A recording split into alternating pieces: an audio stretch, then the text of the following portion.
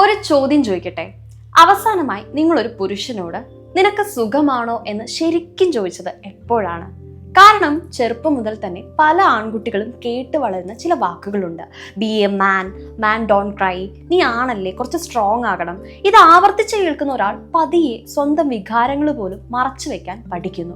ഉള്ളിൽ എത്ര വലിയ സങ്കടമുണ്ടെങ്കിലും എത്ര വലിയ സമ്മർദ്ദമുണ്ടെങ്കിലും പുറത്തൊരു ചിരി മാത്രം കാണിച്ച് മുന്നോട്ട് പോകുന്നവരുണ്ട്. നമ്മൾ പലപ്പോഴും ഒരാളെ നോക്കി പറയും, അവന് നല്ല ജോലി ഉള്ളതല്ലേ, ഹാപ്പി ഫാമിലി ഉള്ളതല്ലേ, ലൈഫിലെല്ലാം സെറ്റല്ലേ, പിന്നെ എന്തിനാ അവൻ ഡിപ്രഷൻ അടിക്കുന്നത് എന്നൊക്കെ.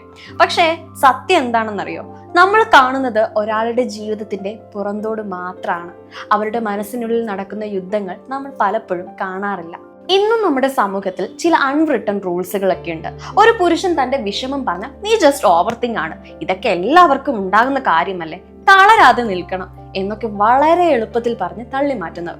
പക്ഷേ എല്ലാ പ്രശ്നങ്ങൾക്കും ശക്തനായി അഭിനയിക്കുന്നത് ഒരു പരിഹാരമല്ല. 2026 ഒരു പുരുഷൻ കരയുന്നത് ഇന്നും പലർക്കും ബലഹീനതയായിട്ടാണ് തോന്നുന്നത്. വികാരങ്ങൾ തുറന്നു പറയുന്നത് പലപ്പോഴും അവർക്ക് സുരക്ഷിതമെന്ന് തോന്നുന്നില്ല. അതുകൊണ്ടാണ് പലരും മിണ്ടാതിരിക്കുന്നത്. സങ്കടം ഉള്ളിലൊതുക്കുന്നത്, ആശങ്കകൾ ഉള്ളിലൊതുക്കുന്നത്, വേദന ഉള്ളിലൊതുക്കുന്നത്. പക്ഷേ ഓർക്കണം, not every wound heals through silence. എല്ലാ മുറിവുകളും നിശബ്ദത കൊണ്ട് ഉണങ്ങില്ല. മെന്റൽ ഹെൽത്തിന് ജെൻഡർ ഇല്ല. സങ്കടവും ആൻസൈറ്റിയും ഡിപ്രഷനും ആർക്കും വരാം. അതുകൊണ്ട് മെൻസ് മെന്റൽ ഹെൽത്ത് മന്തിലെങ്കിലും ഒരു മാറ്റം തുടങ്ങി. നമുക്ക് ചുറ്റുമുള്ള പുരുഷന്മാർക്ക് അവരുടെ വികാരങ്ങൾ തുറന്നു പറയാൻ കഴിയുന്ന ഒരു ഇടം നൽകാം.